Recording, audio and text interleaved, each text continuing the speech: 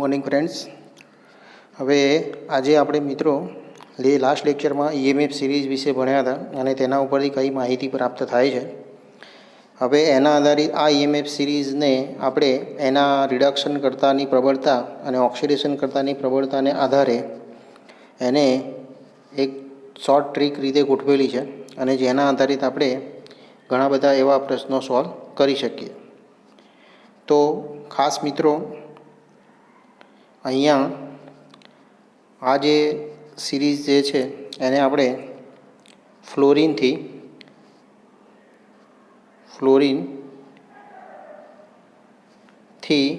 Lithium सुधी एटले के जे ईएमएफ सीरीज छे ए ईएमएफ सीरीज फ्लोरीन थी स्टार्ट थाय छे अने लिथियम एटले के फ्लोरीन थी लिथियम तरफ जईए एम रिडक्शन करतानी प्रबलता जे छे ए वधती जाय छे। बराबर, रिडक्शन करतानी प्रबलता जे छे ए वधे छे फ्लोरीन थी लिथियम तरफ जता। एवी ज रीते ऑक्सिडेशन करतानी प्रबलता पण लिथियम थी फ्लोरीन तरफ जता वधे छे, लिथियम थी फ्लोरीन तरफ जता वधे छे। तो एने आपणे हवे एक शॉर्ट ट्रीक वडे याद राखवानो प्रयत्न करीशुं। शरूआत आपणे लिथियम थी स्टार्ट करीशुं। लिथियम के बाबा सरदार, लिथियम के बाबा सरदार।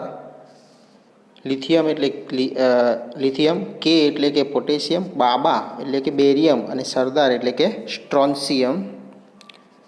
एना पछी आगळ जोईए काका नाना मागे आलू पानी में।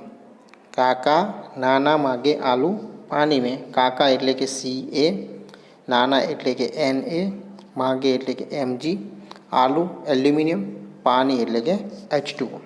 फरीथी मित्रों याद जोई लीए। लिथियम के बाबा सरदार, लिथियम एटले Li, के एटले के पोटेशियम, बाबा एटले के Ba अने सरदार एटले के स्ट्रोन्सियम। काका एटले के Ca, नाना एटले के Na, मागे मीन्स Mg, आलू एटले के एल्युमिनियम अने पानी में। लिथियम के बाबा सरदार, काका नाना मागे आलू पानी में। आगळ जोईए मैंने जिंदा क्रो फ्राई कर दिया। मैंने एटले के मैंगनीज, जिंदा एटले के जिंक, क्रो एटले के Cr क्रोमियम, फ्राई एटले के Fe अने कर दिया एटले के कैडमियम Cd। एनाथी आगळ जोईए कोई नहीं सुने प्रभु हाइड्रोजन की। कोई नहीं सुने प्रभु हाइड्रोजन की। कोई एटले के CO, नी एटले के निकल, सुने मीन्स स्टेनस Sn, प्रभु एटले के Pb, हाइड्रोजन की एटले के H2। फरीथी जोईए मैंने जिंदा क्रो फ्राई कर दिया। मैंने Mn, जिंदा Zn, crow Cr, fry Fe, कर दिया Cd। कोई नहीं सुने प्रभु हाइड्रोजन की। कोई एटले के CO, नी एटले के निकल, सुने एटले के Sn, प्रभु एटले के Pb, हाइड्रोजन की एटले के H2। आ रीते मित्रों आपणे लिथियम थी शरूआत करीने हाइड्रोजन सुधीनी, लिथियम थी शरूआत करीने हाइड्रोजन सुधीनी जे छे आपणे एक शॉर्ट ट्रीक याद राखीशुं। नीचेथी स्टार्ट करीशुं। बराबर, अहींया खास जोईए तो हाइड्रोजन थी लिथियम तरफ जशो एम रिडक्शन करतानी प्रबलता जे छे ए नीचेनी दिशा तरफ शुं थाय छे वधे छे। एटले लिथियम छे प्रबल रिडक्शन करता छे। हवे मित्रों जोईए F2 थी हाइड्रोजन सुधी फरीथी। तो F2 में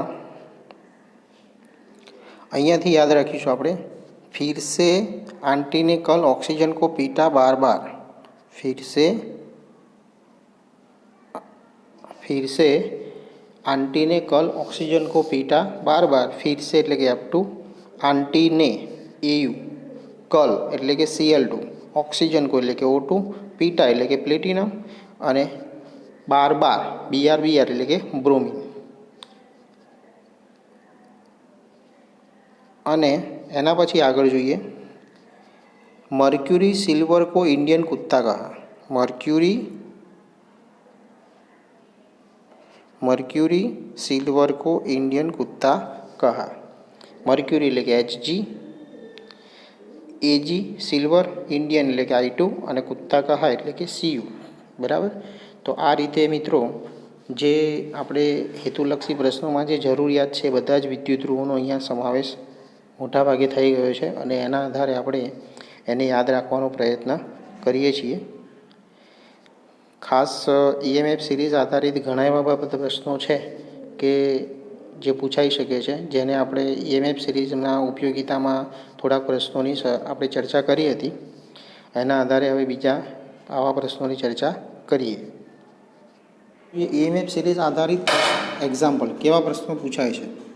તો પહેલો પ્રશ્ન છે, ચાંદીની વીંટી એસિડના દ્રાવણમાં પડી ગઈ છે તો શું ચિંતાનું કારણ બનશે?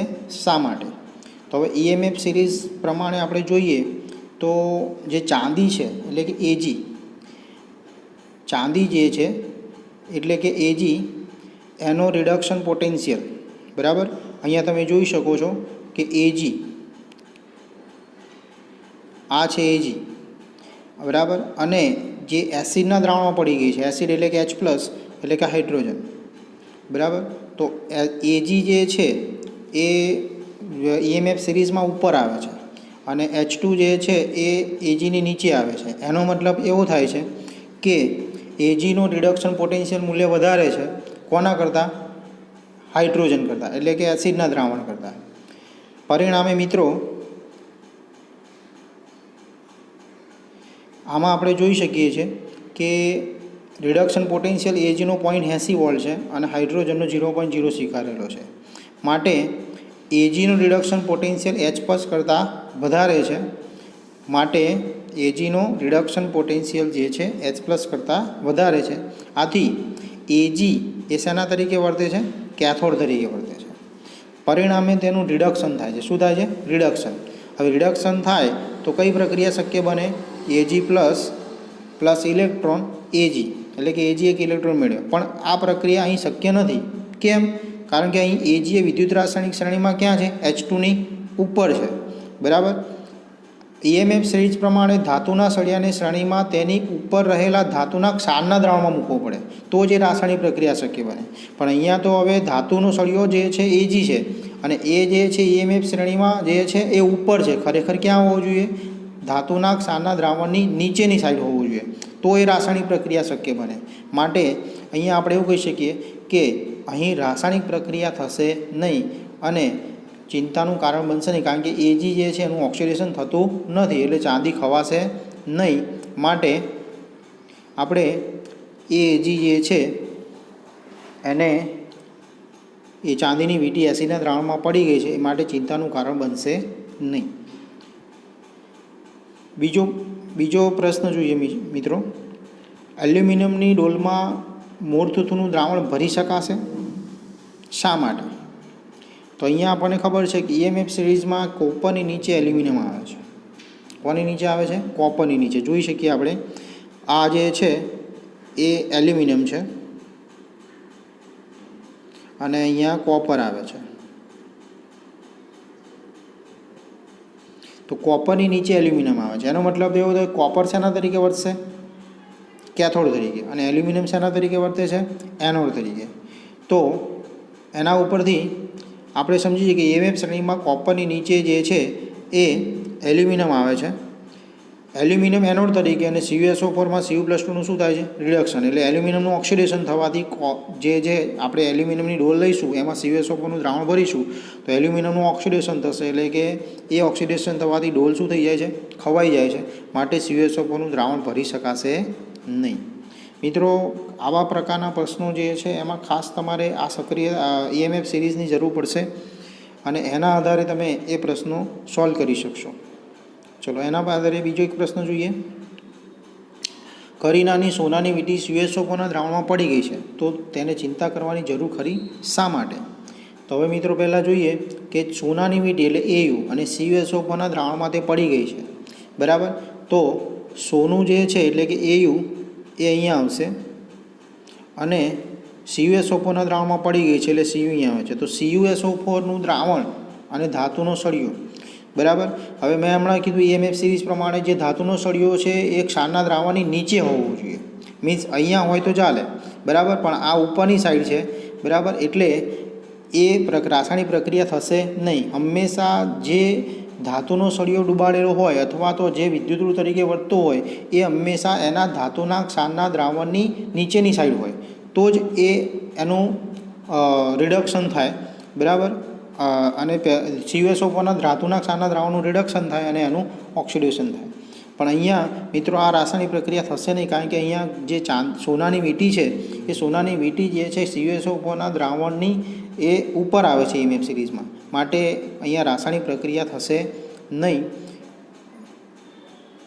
એટલે કે EMF સિરીઝ પ્રમાણે સોનાની વીંટી એ Cuની ક્યાં આવે છે? ઉપર આવે છે, અને EMF સિરીઝમાં ધાતુના સળિયાને તેની ઉપરેલા ધાતુના ક્ષારના દ્રાવણમાં મૂકવામાં આવે છે. આથી આ રાસાયણિક પ્રક્રિયા થશે નહીં, માટે ચિંતા કરવાની જરૂર નથી. Sodium, lithium, potassium, potassium, lead, nickel, કેલ્શિયમને તેમના ક્ષારના દ્રાવણમાંથી એકબીજાને વિસ્થાપિત કરતા ઉતરતા ક્રમમાં ગોઠવો.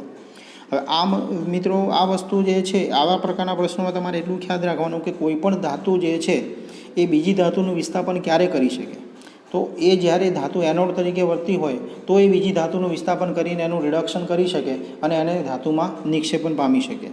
માટે હંમેશા જે એવું કહી શકાય કે જે પ્રબળ રિડક્શન કરતા હોય, ફરીથી સમજો મિત્રો, જે પ્રબળ રિડક્શન કરતા હોય એ એટલે કે એનું ઓક્સિડેશન થતું હોય, બરાબર, એ એનોડ તરીકે વર્તી શકે. તો આપણે આ આખા જે બધા જે તત્વો આપેલા છે આઈરેમ, એ બધાને આપણે પ્રબળ રિડક્શન કરતાના ઉતરતા ક્રમમાં ગોઠવીશું. એટલે સૌથી પહેલાં પ્રબળ રિડક્શન કરતા આવશે. તો સિરીઝ પ્રમાણે તમે જોઈ શકો છો કે આ સિરીઝ પ્રમાણે ગોઠવીશું તમે, તો લિથિયમ જે છે એ આવશે, એ પ્રમાણે પોટેશિયમ આવશે. એટલે આ સિરીઝ પ્રમાણે આપણે એને ગોઠવેલા છે અહીંયા, અને એ સિરીઝ પ્રમાણે ગોઠવીશું તો આ રીતનો ક્રમ આવશે. પહેલાં લિથિયમ આવશે, પછી પોટેશિયમ આવશે, પછી કેલ્શિયમ આવશે, પછી સોડિયમ આવશે, નિકલ આવશે, અને છેલ્લે પીબી આવશે. આના ઉપર એવું કહી શકાય કે આ લિથિયમ જે છે, બરાબર, લિથિયમ એ પોટેશિયમ, કેલ્શિયમ, સોડિયમ, નિકલ અને પીબી આ બધાનું રિડક્શન કરી શકે, કારણ કે એ એનોડ તરીકે વર્તે છે. આ બધાની સાપેક્ષમાં એ પ્રબળ રિડક્શન કરતા છે.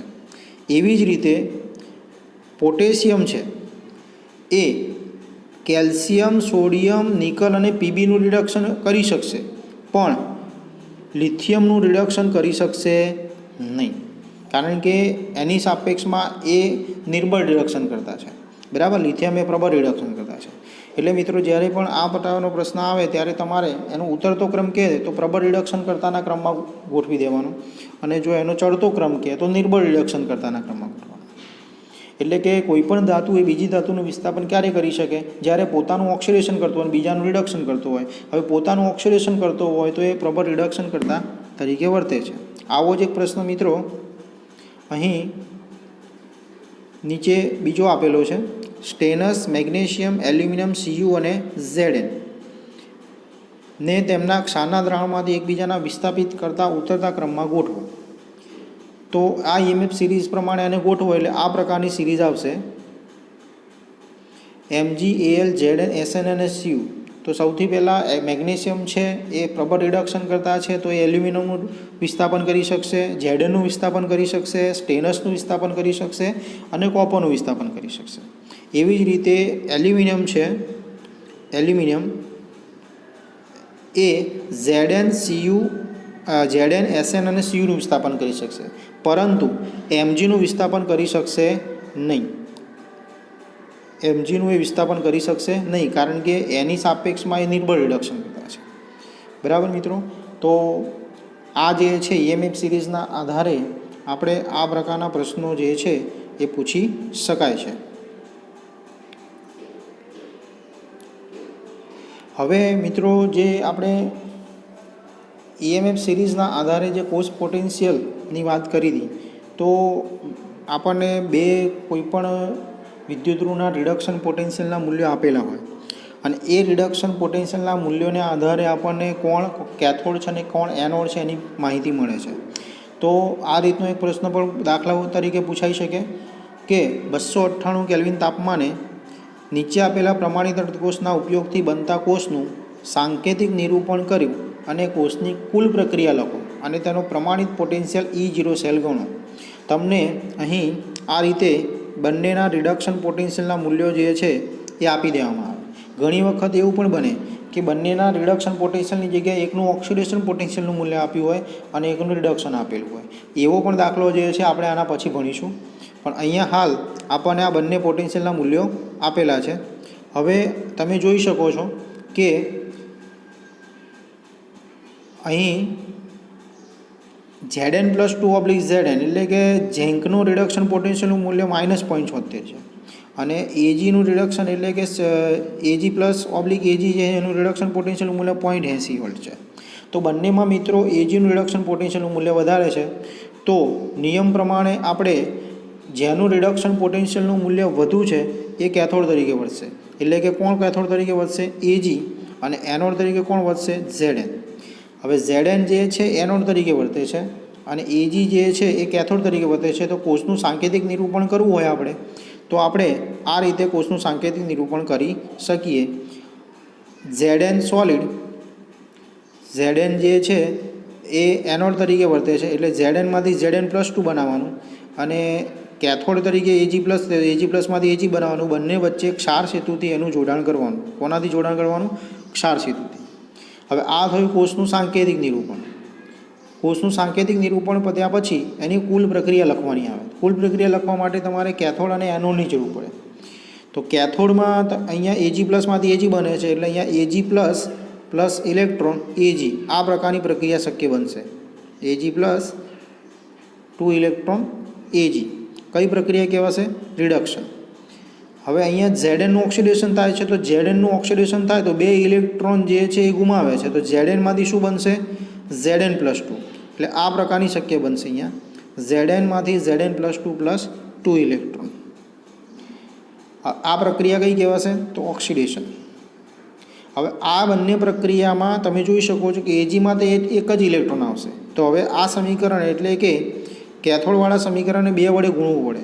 2 વડે ગુણો એટલે એનું સમીકરણ બનશે 2Ag+2 ઇલેક્ટ્રોન 2Ag. અને પછી 2 ઇલેક્ટ્રોન તમે રિમૂવ કરશો તો અહીંયા શું વધશે?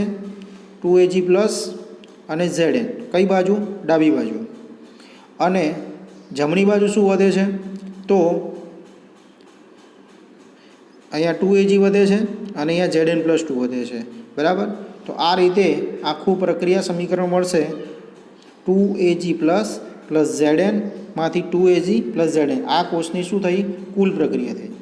ચલો આના આધારિત હવે આપણે શું ગણવાનું છે? E0 cell. તો E0 સેલનું જે આપણે સૂત્ર જે છે એ આપણને ખ્યાલ છે, આપણે ભણ્યા છીએ કે E0 cell is equal to E0 reduction cathode minus E0 reduction anode. ચલો કેથોડ તરીકે કોણ વર્તે છે? તો કેથોડ તરીકે Ag+/Ag એટલે અહીંયા આપણે Ag+/Agનું પ્રમાણિત રિડક્શન પોટેન્શિયલ માઇનસ Zn+2/Znનું પ્રમાણિત રિડક્શન પોટેન્શિયલ. જે મૂલ્યો આપણને બંને અહીંયા આપેલા છે. બરાબર. અને એ બંને વેલ્યુ જે છે આપણે અહીંયા લખીશું. તો અહીંયા Ag+ માટે 0.80 આવશે અને આના માટે 0.76 -0.76 છે તો -0.76 વચ્ચે માઇનસની નિશાની આવશે. માઇનસ પ્લસ થઈ જશે તો આપણને જે આન્સર મળશે 1.56 વોલ્ટ. આ રીતે મિત્રો આખો દાખલો આપણે આ રીતે ગણી શકીએ છીએ. ફરીથી સમજીએ. અહીંયા આપણને બંને વિદ્યુતઋણના રિડક્શન પોટેન્શિયલના મૂલ્યો આપેલા હતા. જેનું રિડક્શન પોટેન્શિયલનું મૂલ્ય વધુ છે. બરાબર. જેનું રિડક્શન પોટેન્શિયલનું મૂલ્ય વધુ છે તે કેથોડ એટલે કે Ag કેથોડ બનશે અને Zn એનોડ બનશે. પછી તમારે કોષનું સાંકેતિક નિરૂપણ કરવાનું છે. કોષનું સાંકેતિક નિરૂપણ કરો ત્યારે હંમેશા યાદ રાખવાનું કે જે કેથોડ હોય એ જમણી બાજુ લખાય અને જે એનોડ હોય એ ડાબી બાજુ લખાય. લખ્યા પછી ખાસ એને ક્ષાર સેતુ વડે આપણે જોડીશું. એ બંને પતી જાય પછી એની રાસાયણિક પ્રક્રિયા લખવાની છે. કેથોડ ઉપર રિડક્શન પ્રક્રિયા થતી હોય તો Ag+માંથી Ag બને અને ઓક્સિડેશન એનોડ ઉપર થતું હોય તો Znમાંથી Zn+2 બને અને આની કોષની કુલ પ્રક્રિયા આ રીતે આવશે. હવે પ્રમાણિત કોષ પોટેન્શિયલ શોધવો હોય આપણે તો એ કોષ પોટેન્શિયલ શોધવા માટેનું સૂત્ર છે E0 reduction cathode minus E0 reduction anode. બંનેમાં રિડક્શન પોટેન્શિયલના મૂલ્યો જ લેવાના છે. તો આપણને અહીં બંને રિડક્શન પોટેન્શિયલના મૂલ્યો અહીંયા આપેલા હતા.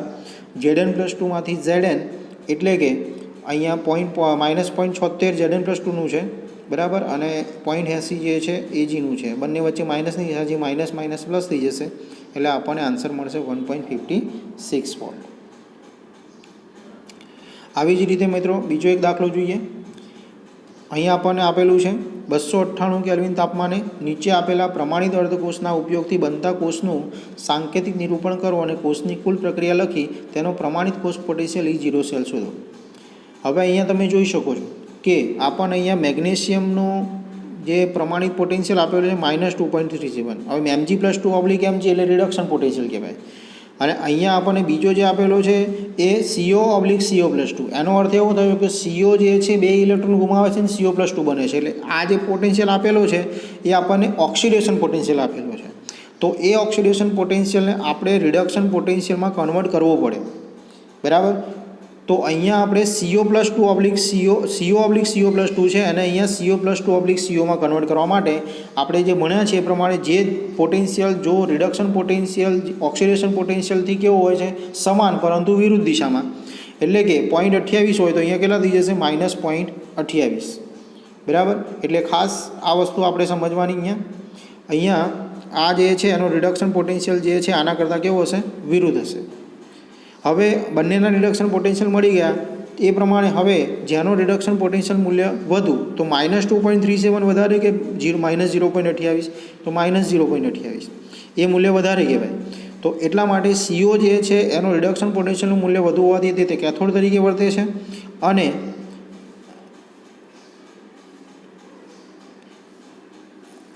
તેને જમણી બાજુ લખવામાં આવે. કઈ બાજુ લખવામાં આવે છે? જમણી બાજુ. તો આ બાજુ આપણે એને જમણી બાજુ લખીશું. અહીંયા આપણે Mg/Mg+2 જે છે એ ડાબી બાજુ લખીશું કારણ કે એનોડ તરીકે વર્તે છે. હવે આની આપણે કોષની કુલ પ્રક્રિયા જે છે લખીએ તો જે જમણી બાજુ જે છે એ CO+2 છે એનું રિડક્શન થશે એટલે CO+2 માંથી શું બનશે? CO+2 માંથી CO બનશે. અને મેગ્નેશિયમ જે છે એ એનોડ તરીકે વર્તે છે તો Mgમાંથી શું બનશે? Mg+2. બંનેના બે ઇલેક્ટ્રોન આપણે રિમૂવ કરીશું તો આપણને કોષની કુલ પ્રક્રિયા જે છે આ રીતે મળશે CO+2 + Mg CO + Mg+2. હવે આના આધાર પરથી આપણે એનો પ્રમાણિત પોટેન્શિયલ શોધીએ તો પ્રમાણિત પોટેન્શિયલ જે છે એનું શોધવાનું સૂત્ર જે છે આપણે લાસ્ટ એક્ઝામ્પલમાં ભણ્યા E0 સેલ બરાબર E0 reduction cathode minus E0 reduction anode. તો હવે એને પ્રમાણે અહીંયા ગોઠવીએ તો CO કેથોડ તરીકે કોણ વર્તે છે? CO+2/CO બરાબર, અને એનોડ તરીકે વર્તે છે Mg+2/Mg. બંનેના રિડક્શન પોટેન્શિયલના મૂલ્યો ધ્યાન રાખવાના મિત્રો. અહીંયા ઓક્સિડેશન આપ્યું છે ભૂલથી એ ના લેવાઈ જાય બરાબર. આ જ મૂલ્ય લેવાનું આપણે -0.28 એટલે -0.28 -2.37 માઇનસ અહીંયા જે છે પ્લસ થઈ જશે એટલે -0.28 + 2.37 એટલે આપણને આન્સર મળશે 2.09 વોલ્ટ. આ રીતે મિત્રો હવે આપણે બીજા એક્ઝામ્પલ હું વર્કશીટમાં મૂકીશ તો તમારે એ રીતે આ જે છે એક્ઝામ્પલ જે છે એ ગણવાના રહેશે. Thank you.